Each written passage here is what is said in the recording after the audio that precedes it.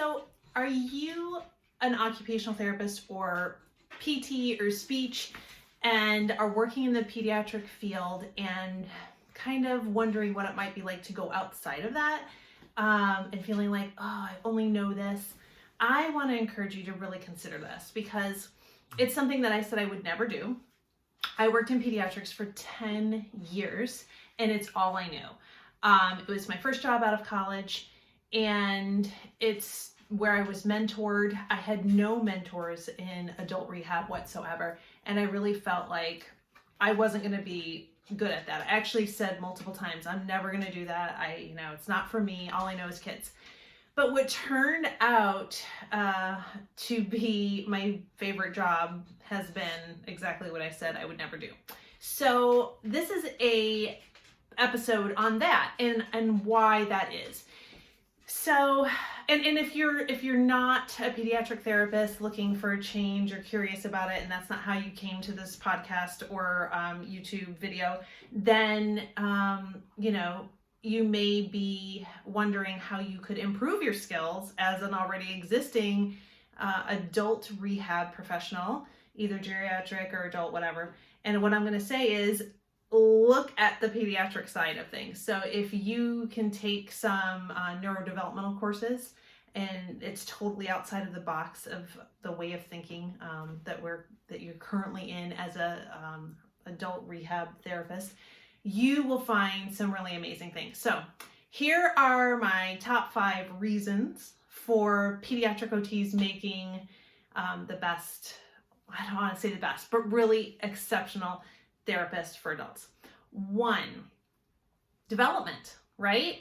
As a pediatric therapist, you're all about making sure that your client or your patient is not missing any developmental milestones. You're always calculating, well, if I need them to sit up with a good posture, let's say for balance, for whatever, your goal is, that you have to get the preliminary to that. And so instead of just focusing on, I'm going to get this kid to sit, upright, you work on the things that are necessary before that. So you start strengthening their core with developmental activities and positions, and you look at their areas of weakness and you address those, right? Well, I feel like that's what's missing a lot of times for the therapists that work in the senior and adult population. We tend to be so focused on fixing the one thing. For instance, if you've got a patient with an elbow, let's say an elbow contracture. And so it's just like you kind of hone in on the elbow, and I've got to soften the tissue around the elbow, and I've got to increase the range of motion there. Instead of looking at the big picture and saying, okay, let's go back. Let's back off of the elbow and let's look at what else needs to happen before I get to the elbow. So you start looking at the shoulder, and then you start looking at, the thoracic area, and you work there so that you can get what you want later on. So sometimes that way of thinking just is not natural, or it takes some coaching for a therapist that's never worked with kids. But if you're a pediatric therapist, it comes right away to you. Second reason I think a pediatric therapist makes a fantastic fit for adults or geriatrics, specifically in home care, which is what I currently do and have been doing for 5 years, is that with kids, you've got to be creative. You don't want to bore them. You've got to think quick. You've got to make decisions. Sometimes you go in thinking you're going to do one thing, but then it turns out you got to do something else, and you got to, shift your thought around. And that is what makes a great therapist for any type of, adult and, geriatric rehab. But the reason, and we can all get there, right? We all know, okay, I can practice with that. I can work on being more creative and spontaneous. But when you've worked with kids, it's something that's ingrained in you already. It's a skill that either you somewhat had naturally, and that's what drew you to kids, or you developed it and it was in practice every day when you're working with kids. So that is like that flexibility, that creativity, thinking outside the box, coming up with something different, keeping their entertainment level, keeping their interest in participation is huge. Number 3 is kind of on the same lines, but it's keeping a therapy session driven by the patient.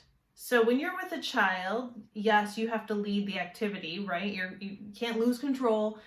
You've got to orient the task and all those things, but you're following the child's energy level and interest, and you're adapting, and you're keeping them as the sole focus, really, of the session. And in my observation, especially in short-term rehab, when I would work in short-term rehab, I saw so much of the same thing happening with every patient.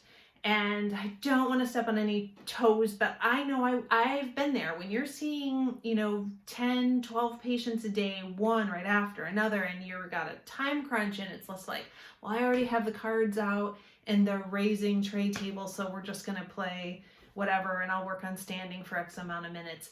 But that's not what that person wants to do most of the time. I mean, maybe it is, but you could be a little more creative. You could be a little more individualized.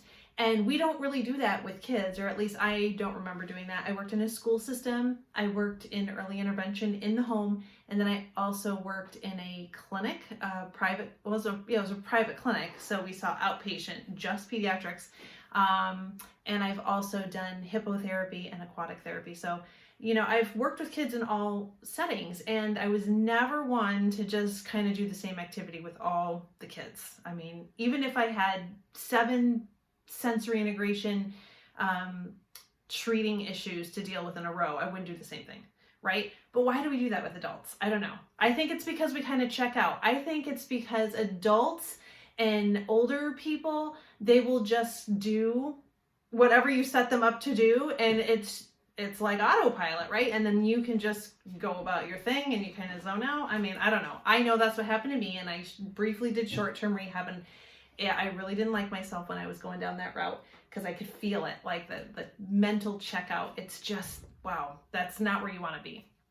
So that was my third, right? So keeping the task oriented around the person, and keeping them engaged, and letting them kind of drive a little bit, like really kind of be the more than just a co-pilot, So that's number 3. Number 4 is progression. I remember working with kids, and in pediatric field, it's a lot different than with adults, because with the pediatric side of things, you tend to get to stay with your patients a lot longer than you do adults. I mean, it's just typically speaking, right? So you have to be thinking of ways to progress the patient, the goals. You're always kind of looking ahead and coming up with the next thing, and figuring out how you're going to piece these together. Where with adults, sometimes you only get 20 visits, or you only have 2 weeks, or you only have whatever the setting is. And so I have tended to be very narrow focused on, okay, I just got to get this person to be able to shower with setup using a shower chair, right? And that's it. That's my goal, where, yeah, maybe that is the goal, but there is more than just that. And if you open your mind up a little bit, you can see so much more. And that mind of a therapist that has worked with pediatrics for a long time, they're there.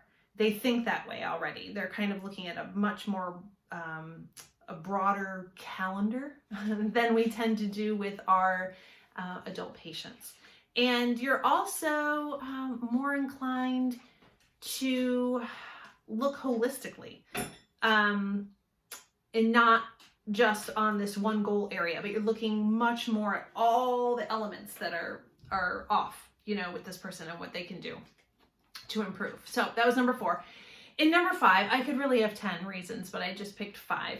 The 5th reason that pediatric therapists make a great therapist for adults is, you're gonna see in a second my dog. I'm sorry, on the podcast you can't see her, but on the YouTube channel she just popped up and she's in the video. So there's no setting her aside because all she does is cry if I put her to the side. And if you're on this podcast, she is a 9.5-year-old boxer. So she's adorable. She's got a silver face. Okay, so anyway, we're going to keep rolling here. The fifth reason that pediatric therapists make fantastic adult therapists is because you know how to use your hands. I should have put this number one. This is kind of my personal pet peeve. I find that a lot of therapists, unless they're a physical therapist that has manual therapy skills that they're very comfortable with, I find that a lot of therapists tend to be kind of hands-off and very, apprehensive about just putting their hands on a person and feeling for movement and facilitating movement and guiding movement. Using your hands as a healing agent, right? Using the energy and the heat of your hands to help soften tissue, to stretch tissue. I've just noticed it to be something that's kind of awkward for a lot of therapists, and that really doesn't exist with the pediatric therapist because your hands are always on those kiddos. You're just so comfortable with your hands on kids, and sometimes, I've reflected on this because it's something I've observed in many settings, short-term rehab nursing, inpatient therapy, that therapists tend to be kind of standoffish. They keep their couple of feet from their patient. They'll say before them, I'm going to touch you now. It's very awkward. I don't know. It makes me uneasy, where I've thought to myself, why am I I'm much more, I just have my hands there and I'm saying, I'm going to stretch something out. I just make it kind of normal. And I now realize it's because of my 10 plus years in pediatrics, where, even land-based pediatrics, from babies to middle school kids, your hands are there, right? You're facilitating movement, you're positioning. I remember back in the late 90s, early 2000s, doing a lot of NDT type stuff with kids, right? I'm not NDT certified, so I don't want to put that disclaimer or, misstate the fact that, but I've used NDT techniques, right? So you're just used to using your hands and your body and looking at the whole body and what's moving and what's not moving and how can I adjust this surface that the person's sitting on to get more movement? How can I, it's just all those things. And it's one of the most important skills in rehab, period. I don't care who you work with. It is using your hands therapeutically to feel what's going on, to facilitate what you want to happen, and to reward the effects of what happens, right?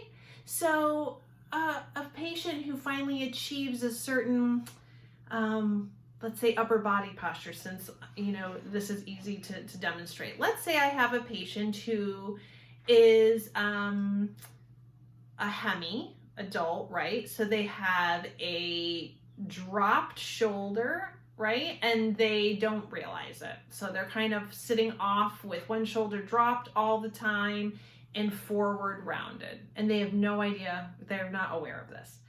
So I do what I'm going to do for therapy, right? I'm doing interventions with this person. I'm trying to open up this anterior thoracic portion. I am trying to get this glenohumeral joint aligned optimally. And I'm helping them to activate muscles that aren't activating very well in the back. So the whole scapular region, I need to get that going. I need to increase their awareness. Well, I could just have them do whatever exercises over and over again. But what really, really helps is to facilitate. So you're feeling first. I palpate always like, oh yeah, there's a big difference in muscle tension on this side from this side. Or, and I point that out to them. Hey, do you feel how different this feels when I touch you here as opposed to here? It's such a great way to make them a part of it. And you want to empower them that way. And it's rewarding for you too, because when you put your hands on a person and really pay attention to what you're feeling, you get a roadmap like you won't get from anything else. So back to where I started with this, the reward part. So you use your hands to assess, to facilitate, and to reward. So once you get them into the position that you want them, let's say they achieve this with activation, so I'm not holding them up, but let's say it's even for just like a second.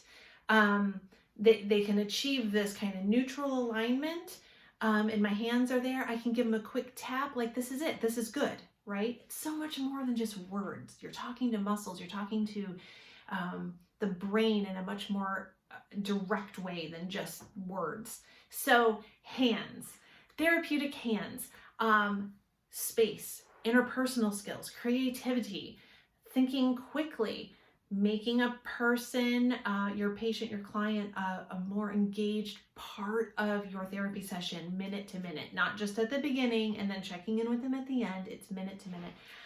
I can't say enough about this. I may be biased because, like I said, I am a pediatric OT at the start, right? It's what I went into. It's all I knew. And the only reason I got into adult rehab was because that's where the job opening was with the most flexibility at the time, when I had small children and I didn't want to work full time. And I just went from there. And it was a huge learning curve. I had to teach myself a lot of stuff that I just didn't know. It's actually kind of embarrassing, the amount of stuff I did not know when I first started working in adult rehab. And nobody, it wasn't like, oh, you need to know these things to be in adult rehab. It was more like, oh, you have a license in OT, you have 10 years of experience. Great, here you go. And I was like, ugh. But I learned so much, and it really has ended up being my favorite thing. Would I go back to pediatrics at this point? Probably not, because my home now is like adults. Like, that's where my brain is fired up. I am passionate about helping that population achieve mastery at whatever it is they want, to engage them even in the most simple ways. I mean, this is a lonely population, and I just love taking the time to connect with them and hear their stories. I've learned more from my adult patients than I ever thought that I would, so it's just been a huge blessing. And hey, once in a while I do get to break out some of the old pediatric tools. Because I think that way still. My brain is always going back to the developmental side of treatment. I'm always looking at midline. I'm looking at trunk control. I look at tone. I look at quality of movement. It's fascinating, right? So sometimes I can't get what I want with a person sitting in a wheelchair or a armed chair or on the couch or in a dining room chair or even on a mat table if I was so inclined to have a mat table. So what do I pull out? I get a balance disc. I'll pull out a large therapy ball. I like to use things that are a little different, uneven foam cushions to kind of get them to find their positioning. It's just a lot of creativity in a different way. So if you're a pediatric therapist out there and you've ever thought of working with adults, but you think I could never do it, I want you to know that I did it. It was great. I didn't even really have a lot of mentors because I was at the time a contract therapist, which means that I would go in usually when everyone else left. So the regular staff was there from 7:30 to 3:30, and then I would go from 3:30 to 6 to see whatever was left over. So a lot of times there was nobody there. So I had to really be like, wow, what? I would look through their notes, and so of course I started with that. Whatever it said. The therapist would leave me notes, right? So they would say, this person does 10 reps with this many weights and this and that, and then they stand and they do the rainbow arc, and then they do the clothespin thing. And these were all brand new things to me. I had never worked with them. I had seen them in OT school, but I'd never worked with them. Well, let's just say that got boring really fast. I want to say within a couple weeks of going in a couple times a week to do that, I just thought, I can't do this. So then I would look at what is the problem and let me treat this with my brain. Of course, I will work in these things because it is the goal. Sometimes the goals were written that the person, would increase muscle strength from this to this, So yeah, you got to do therapeutic exercises the way that they did them. But wow, I just found it like, wow, I can use my pediatric thinking skills here in a different way. And it was so great. And then turns out that those patients would ask for me all the time. When is that, therapist coming back? Boy, she was great. She was great. I got a great workout. I had so much fun. So anyway, I just want to encourage pediatric therapists out there, or if you're used to be a pediatric therapist and then maybe you've taken a lot of time off, and you're looking for a new place, a new position to be in, check out adult rehab. You can specialize, you can do stroke, you can do acute care. There's a lot of options, but like I said, I started in short-term rehab and then I worked in inpatient where I learned a lot at the inpatient aspect of it because, you're in a hospital. So I was seeing acute, they just came out of a hip or knee replacement, shoulder. They just had a stroke. I learned a lot doing that. So if you're curious about getting into adult rehab and you were a pediatric therapist, look at your options around you. See if there's any per diem work available at a local hospital, and you can do inpatient on the weekends, maybe a little outpatient. Just kind of get a feel for it. Start to get a little comfortable with adults. And then also, home care. That I ended up going towards home care because that's what worked for me. And that's actually what I've loved the most is doing my job as an OT in home care. But that would be a little difficult to jump straight from pediatrics directly into home care unless you had a period of time where you had a mentor. But I don't discourage it. I'm just saying out of all the options, that would probably be a little bit overwhelming because in home care, you're really by yourself. I mean, you're driving around, you're going house to house, and there's just like not a lot of feedback you're going to get from other people, but you can do it if your mind is in the right place, and there's lots of time to learn, and people are so kind, so you just have to be comfortable. But if you've been in homes with kids as an early intervention therapist, it wouldn't be too much of a jump at all for you to go to adults. Not at all. And I know right now, speaking at the time that I'm recording this, we are currently in, I believe, entering week 5 of the coronavirus shelter in place, which for most of the country has meant that a lot of therapists are laid off. A lot of pediatric therapists are unemployed. If they were early intervention therapists, clinics are closed. School-based therapists are not working. And so maybe this has you thinking, I don't know, I want to do something else. Well, if you're home and you've got lots of extra time, I would really encourage you to take some courses online. There are great courses you could take to learn some of the ins and outs. My top picks, the topics for home care or adult, well, specifically, it doesn't really matter, home care or adults. What you want to learn about as a therapist would be taking an online course related to congestive heart failure and COPD, because those are two of the number one patients diagnostics you're going to see in both home care and inpatient. 1 or 2 orthopedic courses on the shoulder and the arm. So that you just get you just need to have some tools in your toolbox, right? Like those would be good. I would definitely take one on the basics, like vitals, understanding pharmaceuticals, just so that you're not like blown over when you look at a list of pills and someone's vitals and blood work. You don't have to know everything, but it just helps. So those would be the 3, and diabetes would be another one. Edema management is huge. Most elderly people have some form of edema that needs to be managed, and there's a lot we can do with that. I'm going to do a podcast on that because I think there's a lot we're missing in treating that. That's so simple. So anyway, those are my tips, and I hope you found this helpful. So if you're thinking about going into home care or adult treatment, don't be afraid to do it. It's maybe this is your time. Always educate yourself. Don't be afraid to try something new. Ask for guidance, look for a mentor, and have at it. Thanks for joining me.